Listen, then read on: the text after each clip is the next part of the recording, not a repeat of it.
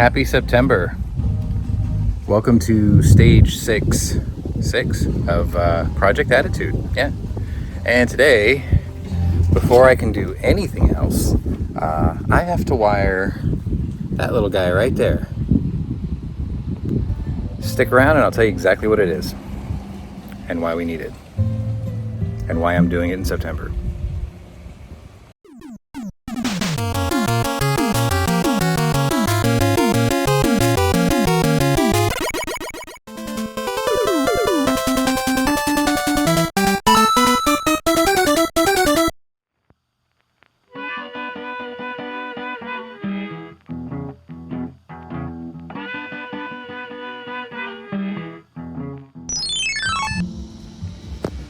Alright, so if you didn't know, this is a 12 gang RGB panel, button panel. And this has changed car mods forever for me. Like, I've never done one of these before, but I'm so glad these are actually a thing now, because it comes with its own self-contained fuse and relay center. So you literally run one wire, that wire, into the cab, and everything else can go fit under the hood, which is awesome. And they give you a ton of these little markers that you could actually label your stuff with and stick on top. And it even comes with a master cutoff switch, which I already have one. I don't know if I'm gonna use this or not. Chances are I probably will, because I don't like electrical fires. Comes with everything you need, all your main wiring there. Doesn't use very thick cable, even though this takes, was it 80 amp draw? Of course, you're not gonna run everything at once, so I guess it doesn't matter. Anyway, why do I need this? Well, as you know, I have wired fog lights here, and I have wired those lights to the high beams. I still need to wire this bar here, which is gonna get its own switch. And I do have a set of lights that are gonna go up on the cowl there, that peek up from the hood. So those are gonna need a switch. So that's 2 circuits so far. And then I have 4 lights here, and I'm debating if I want to do this all on 1 button or 2. I'm thinking I'm probably going to do it on 1, because they're all going to be on at the same time. So that's 3 circuits. And then I want to run rock lights, the ones that go in your wheel well.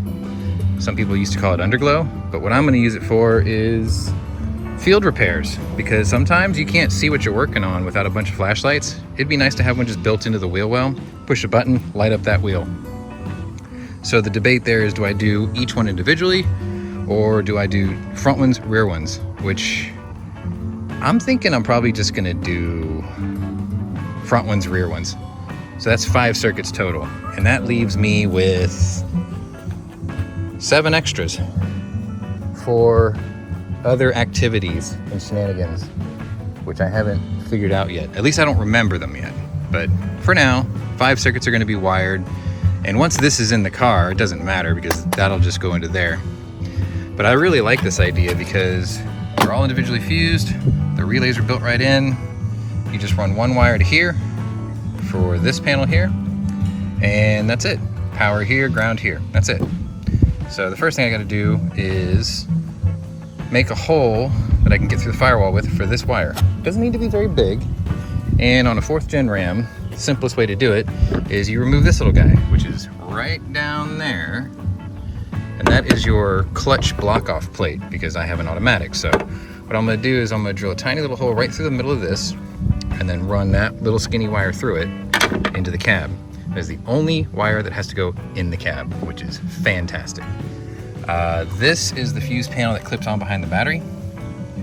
And you just, I think it's, you push up on this and then you move that way and this just pops right out. But you don't disconnect anything, which is cool.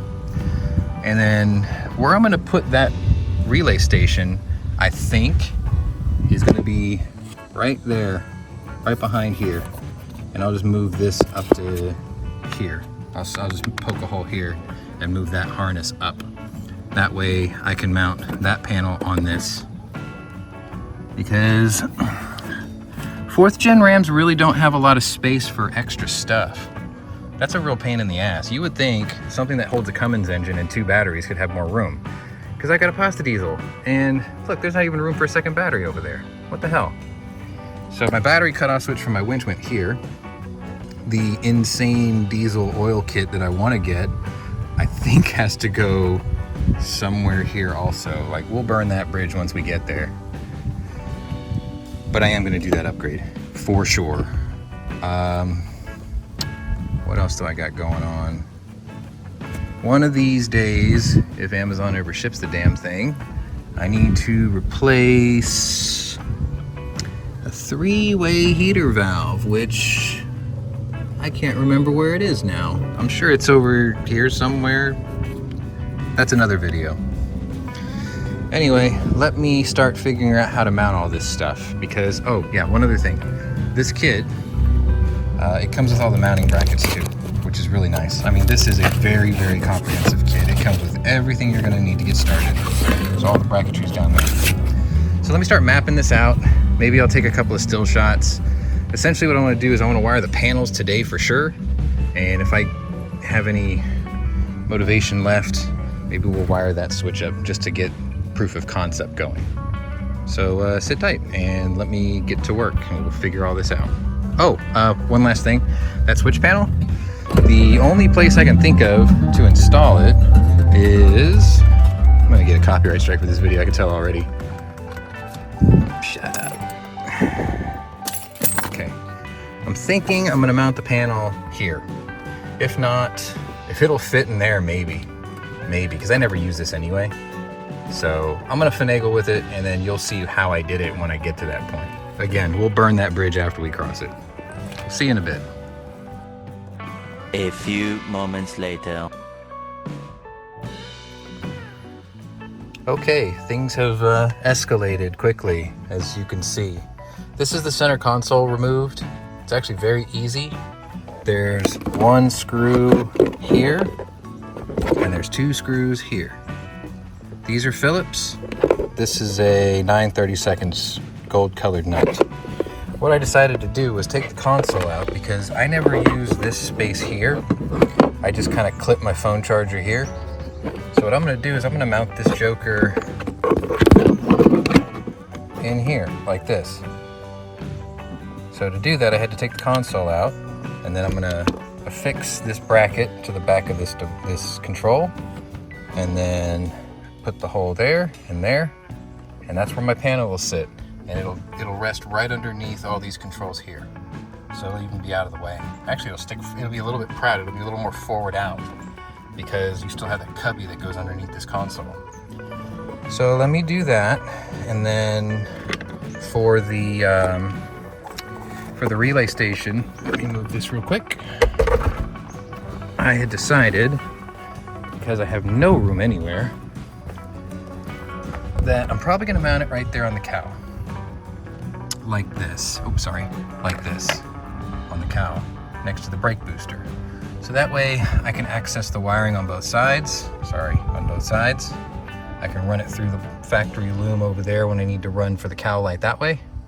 And I can run through this way under the fender down the frame when I go that way. And I can still reach everything back here to get this off or back on and still get to that plate there, which is this plate here, which I haven't drilled yet. But the idea is to make this as serviceable as possible, especially if I have to do something like a brake booster or change the battery. I don't want this to be in the way of anything.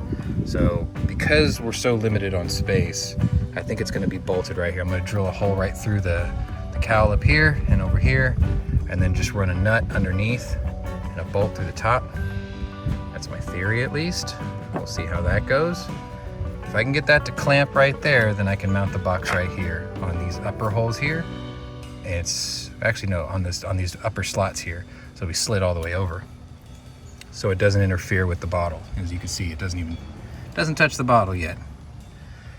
Yeah, they make these things really tight, and I used to think, oh, if I put a body lift on it, I'll gain some space. No, I won't, because all this stuff is still bolted to the body that's gonna go up with it, so I don't have much of a choice. If you guys have a better suggestion for that mount, let me know in the comments, but I think that's where it's gonna go for me, because that way I can always unbolt this, and get it out of the way, or I can unbolt it and like hang it up over the top, because I'm gonna make the wires a little bit long feeding the box so I have some room to move it up here when I need to work on something. But that's the plan, and thankfully I have this much height above it, so it's about, what, 3 inches? So this box will fit just fine under there. I should be able to close the hood over it, no problem. And what it'll do is it'll make it very accessible right here for me to get to get away from the battery terminals. Actually, I'm touching the battery terminal. So yeah, it's gonna have to go up here like this, or maybe even at the highest one, like that. That way I can get to everything if I still need to.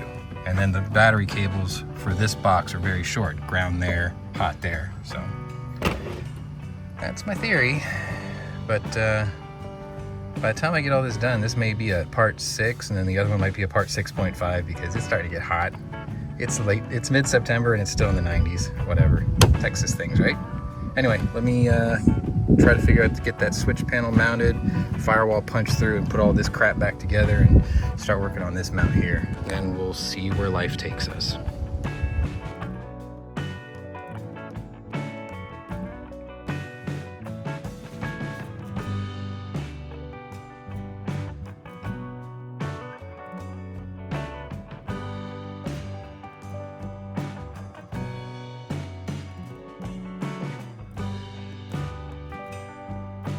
One hour later.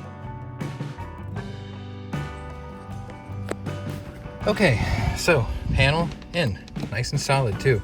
Still got my cubby, ran the wires up in here. I even cleaned up the wiring for my GPS, because these panels pop out.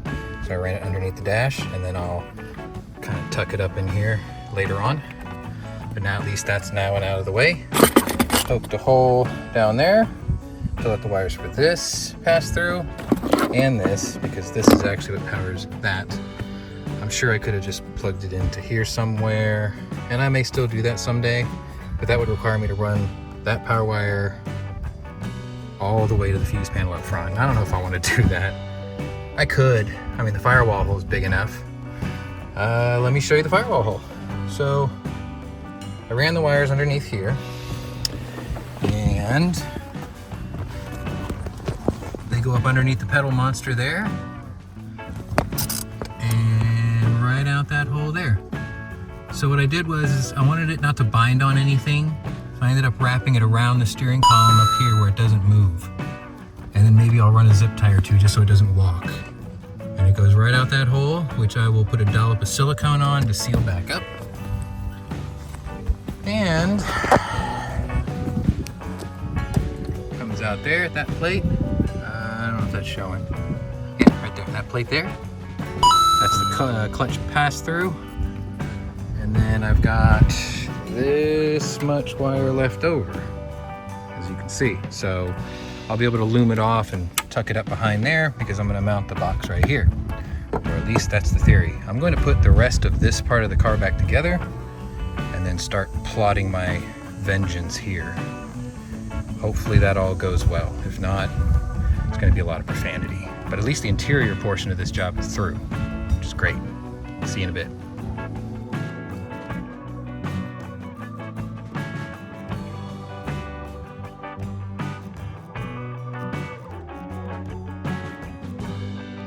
The next day. Well, to quote another YouTuber, 'tis the very next day, and what you'll notice here is I have a working panel now. Yay! Let me show you what happened. I thought that I had broken this,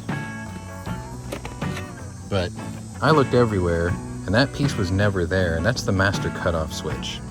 So that one's going back to Amazon.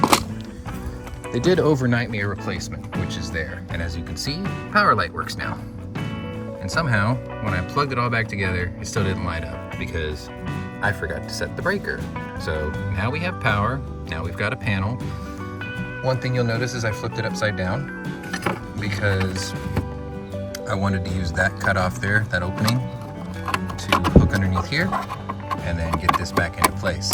Now, yes, I have mangled that cover a little bit because I originally had the thing flip backwards, but this is the correct orientation. So anyway, Now, we're gonna get on to actually seeing if it works. Now, according to the instructions, the number 1 is down here at the left, and it goes 2, 3, 4, 5, 6, 7, 8, 9, 10, 11, 12. I went ahead and brought out my rock lights, these guys here, and I had to do a little bit of finagling with them right out of the box because they don't come with a controller. But that's okay, because that just reinforced my original idea of wiring each one individually. So when I got these, it was one long wire, and I added a weatherproof connector in between, so when I disconnect the wheel well, when I take the wheel tub, inner wheel well out, I can unplug it from here and not yank wires. So I will leave a link to a video that taught me how to do this, because it was my first time using these and it was actually quite easy. I'll leave you a link in the description for how to do these. And what I'm going to do is pull back those wires, and I'm going to just temporarily wire it to number 12, push the button and see if I have a light. And if I know it works, then stage 6.5 will just keep on going, because I got this in a day, which is great. Anyway, let me get the test going. I'll take a still shot to show you that it works, and then we'll start talking about rock lights and cow lights and possibly front bar light. We'll see how far I can get before the heat takes over. See you in a bit.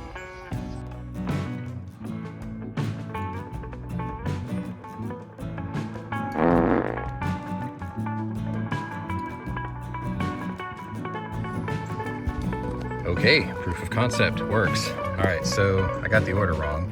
1, 2, 3, 4, 5, 6, 7, 8, 9, 10, 11, 12. So what I'm gonna wanna do is I'm gonna wire the front bar here, the rear bar here, the cowl lights here, and then I'll probably leave this one blank for now. And then, or no, this will be my, let's see, front bar, rear lights, cowl, and then these 4 10s will be my rock lights. This one will be blank for now until I figure out what else I have to wire, and then all the rest will be extras. And thankfully this kit came with a bunch of these little decals, decals, however you want to say it. So hopefully I have one that just says 1, 2, 3, 4. Yeah, so 1, 2, 3, 4 will be my 4 rock lights. 1 for each corner. And then light bar, obviously. And then for the rear bumpers, there's a thing that says aft. One of these says aft. Like off-road light aft or something. But anyway, I'll find it eventually. It's in there somewhere. And then it'll, actually there's a third thing. Yeah, there's a third one here. Sorry. Here, so we have rear. So I'll probably just put that one on for that. And I think that's gonna do it for stage 6. Because what I decided to do was wire all 4 back bumper lights together. Why not? And then just daisy chain them and run them up the frame. And then each rock light, I wanted originally to do it individually, so looks like that's the way we're gonna do it, because that's the way she goes. This will be on its own light, cow will be on its own light. So that's 1, 2, 6 circuits, 7 circuits total. And then there's gonna be one in the middle that ain't gonna be used. Or, well, yeah, because it's already marked 15 amp on both sides. I was gonna just switch the fuses, but I think I'll just leave that one blank for now until I figure out what to use it for. And we'll go from there. So sit tight. I gotta get the air suspension all jacked up, and then we're gonna start running these rock lights and then trying to figure out how I'm gonna tie them all off and make them nice and neat. 15 minutes later. Okay, before I get too far ahead of myself, here's the rock light right here. And I drilled 2 guide holes and a big grommet hole for my weatherproof connector. Basically center punched with the drill bit comes with this foam backing, so even though I made a giant hole, this will cover most of the hole after I let the wire through. And then you just use the provided hardware to lock it down. Now, I'm not a big fan of doing this on the inner wheel well that's this thin. Like, I'd like to put a piece of metal behind it, but I think in all honesty, those things don't weigh hardly anything anyway. So I'm gonna try it for a bit, and if it starts to sag or whatever, then I'm gonna change it out and put metal ones, backing plates behind it. But for now, we're just gonna run it like this. Basically just punch the little holes out in the foam, set that guy right there, put that on top, run the screw through the nut. Maybe I'll even use a bit of Loctite and run the wire, and I'll show you that part. I'm doing the front left first, but I'm gonna leave the wheel well off so I can run the wires for the other 3 quickly, and then we'll go from there. 3 hours later. All right, update. It's been a couple hours, and I'm more or less done wiring. So this is wheel number 4, I think, or 3. It doesn't matter. Anyway, I ran it to here, and then here's the pigtail for the light that's gonna go into the wheel well. And I ran it down the frame rail, all the way along the frame. And I tied it along with the fuel lines, brake lines, and wiring harnesses. All the way up front, up through the firewall, this way, where it passes through under here, up through there, up through here, and into here. So there's 1, 2, 3, 4. So it's driver's front 1, passenger front 2, right rear 3, left rear 4. I may switch the 3 and 4. It doesn't really matter, does it? I also didn't count these correctly. It goes 1, 2, 3, 4, 5, 6, and then it goes 7, 8, 9, 10, 11, 12. And these were the 30 amp circuit, which I didn't need, so I just swapped the fuses out. 10's here, 30's down here. Just gotta remember that when I ignore this part here, because clearly they're all the same down there anyway. It's all solid state too, which is kind of nice. So anyway, the only thing I have left to do now is put the last wheel well light back in, and then put that one back on. And then we can get to, I guess, the cowl lights, because I'm already dirty and it's only like 3:30 in the afternoon. I started it at 10. So far, oh, the other trick thing, hang on. So back at that wheel, I came all the way down the frame rail, up this way. Both of these go up this way behind, or by the ECU down here. And then I opened up this loom so I could feed it inside the loom all the way down. So all the wires are hidden. And I figured since I got the loom open now, I might as well wire the cowl lights so I don't have to open that up a second time. Because it's just gonna branch off from there, one from here. Actually, it's gonna go from the box down there, up to there, and then from the box, more or less straight to there. So this will be a quick run. That'll be through the loom, which is why I left it open. Because I guess I'm gonna go ahead and do it and get it over with. And then the only light that I'll have left to do after that is that one, which I've owned the longest, and I still haven't wired. But I'm getting pretty tired. So I don't know if I'm gonna have the energy to finish this today, but we'll see. I'm gonna get the wheels back together, wheel wells back together.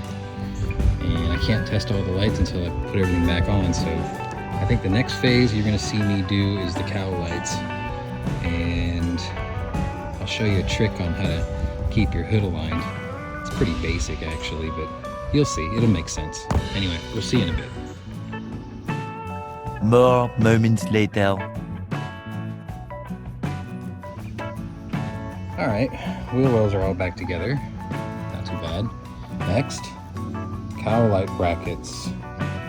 So if you've never used these before, the way they work is you loosen the nuts on your hood hinges, and then you run this underneath, and you sandwich them in between. And in theory, it'll clear your hood, you can mount lights, and life is all good. So, before I get started, what I'm gonna do, I'm gonna take a Sharpie, I'm gonna mark a line from here over to the hinge. on both nuts, and that way I know exactly where to center it once I loosen them up. And that should be it. Chances are it'll be more than that, but you know, whatever. You'll see.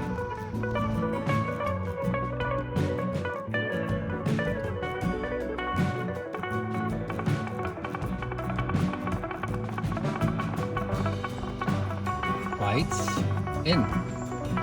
Wires pass through here, back under there. I tied the two together for this one circuit. Runs down that cowling all the way down to that light, which I haven't tightened down yet. I have to adjust it when it gets dark outside. Anyway. 12 seconds later.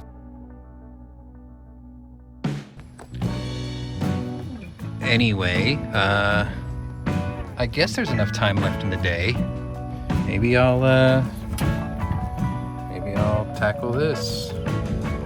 Got to put a weatherproof end on this. Run some wires over to there. Yeah, sure, what the hell, why not? Sit tight, let me go make that connector the same way I made all the other ones for the rock lights. We'll get this shit over with. 20 minutes later. Okay, so proof in the pudding, yeah? Box is in, wired, covered, all the lights are hooked up. Cowl lights, what do we call these? Rock lights. I went ahead and wired up the front bar. I made sure none of this was touching anything or rubbing on anything. I still had slack in the wires for everything when I closed the hood. Nothing drooping, nothing, no spare parts, no extra screws, no funny body shape. Oh, maybe a little funny body shape. I'll have to work on that. I haven't done the rears yet. I'm just too tired. I started at 10 or 11 o'clock. It's now going close to 6, I think. It's been an all-day thing, but let me show you what we got. So, first things first, light bar.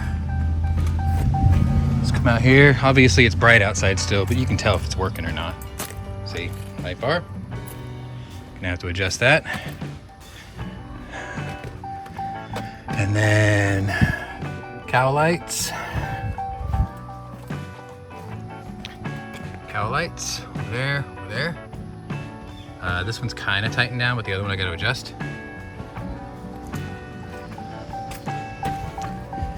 And then I reserved this one for the rear, and this is unused. And then 1, 2, 3, 4.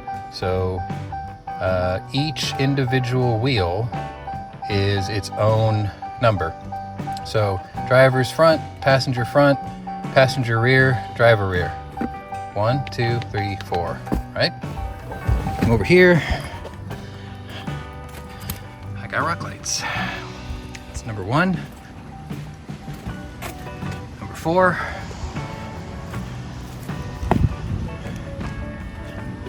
Number 3. And number 2. And if you're wondering why I used rock lights, it's because sometimes I have to work on this truck at night and I don't want to carry a flashlight. So, built-in work light. I don't care about underglow. I just needed it for function, and that functions. So, now the only thing left for me to do is adjust my LEDs, which I will need this tool to do,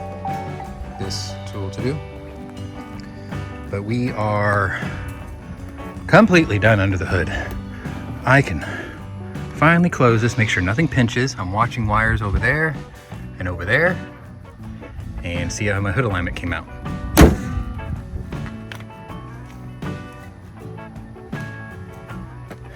Brackets make the hood ride high. I may have the brackets on backwards. I might have to put it underneath, not in between. It's probably what that is. I'll fix that later. Yeah, it's pretty obvious now. So the brackets go underneath, not in between. But you know what? For now, screw it. I can live with it. I'll fix it next week. So let's talk about the number of Samuel L's this job is. It's not for the faint of heart, and it's not because it's super difficult. It's incredibly time consuming, and you have to be very patient, and you have to put in a lot of routing time and wire cleanup and all that good stuff. Because if you don't, you will pinch wires, you will cut your work, and you'll have to start all over, and you may even start an electrical fire. So, in terms of number of Samuel L's, for preparedness, this is a 4 Samuel L job. Physical actual work, 3 Samuel L job at worst. This really wasn't that bad. It just took a lot of time, and it was like 98 degrees all day in the middle of September in South Texas. Jesus Christ. So anyway, I've got to adjust some lights, obviously. And this is stage 6 and 6.5, I guess, of Project Attitude. And if you like what you see, leave a like. If you're new to my channel, welcome. But if you're a regular here, welcome back. Either way, check out my other playlists and see if my other interests are of interest to you. And yes, I was supposed to go to the range today, and I got stuck doing this all day. I didn't think it was gonna take this long. So no range trip this week. So sorry if you didn't get your YouTube short of me shooting big guns. I will resume that tomorrow. Or sorry, I'll resume that service next week because it's already Sunday, isn't it? As of the front of this truck now, every single light works. So this is done. Like, I'm done. Winch is done, lights are done, grill is done, cargo lights are done. I think that's what they're called. They're probably called something else. Those lights are done. Those lights are done. Those bars are done. If you've been watching the playlist, you already know I did all this. Next week, I'll fix the hood and I will wire these 4 jokers. They're all gonna go on the same switch because I'm only gonna use these when I need, I don't need them when I'm in reverse. I need them when I'm going forward and when I'm going in reverse. So I'm gonna wire that to a switch on circuit number 3. But yeah, I think it turned out pretty good so far. Stage 7. What is stage 7? It's going to be a while before I do stage 7 because after wiring all this, I want to enjoy it for a bit. And on top of that, I have to plan for very, very big expenses. Being a Vine customer, I owe a lot in taxes now, but it's cool. And on top of that, I think I'm going to do a body lift. Being underneath this truck as many times as I have now, I've routed all the wiring, so nothing is gonna stretch. I wasn't originally gonna do the body lift because I don't like the gaps, but the inner panels cover all the gaps. I will use the rear bumper bracket that comes with the 3-inch body lift to make that look correct. And the steps go with the body, so I'm not worried about that. My biggest concern is the gap that's going to happen here between the bumper and the headlights. I could really care less about the gap between the bumper and the grille, but I have sort of a plan for that. I may either put in another light bar that goes underneath this one. Not really sure yet. We'll see how it all lines up. But I was thinking about putting a yellow bar in there for fog, or maybe small yellow bars here for fog. But we'll burn that bridge when I cross it. I am not using the bumper brackets on a winched bumper. That's asking for trouble. So I may just have to live with the gap. I don't know. Maybe I'll put in a piece of metal or something to hide it. But either way, that's what stage 7 is most likely going to be, is a body lift. The suspension lift will probably be stage 8 because that is going to cost me, well, probably $5,000 with tires and wheels. But anyway, that's enough of that. Truck's done. As far as I'm gonna mess with it probably for the rest of this year. And so far, I mean, I've got 8,000 miles on it and it's been pretty good. I even took an impromptu road trip to the Texas Panhandle and back in a single day. Don't ask. Anyway, thank you all for watching, and we'll see you later.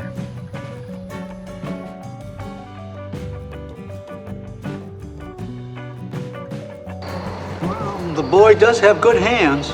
Good hand. Bad taste in cars. Mother...